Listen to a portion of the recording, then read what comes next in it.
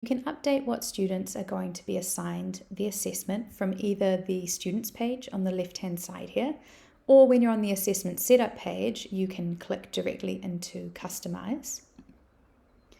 And then you have some options in terms of how to include or disinclude students. So at the moment it's set to all enrolled students. You use the checkbox here if you would like to disenroll all students from this assessment. And then you could choose to assign this just to one section of students and select the checkbox at the top here. You'll see that the number is also updating along the top. To include individual students, come back to the All Students tab, use the search bar to search for the particular student that you would like to include, and then select the checkbox beside their name. And you'll see that those numbers are updating as you go.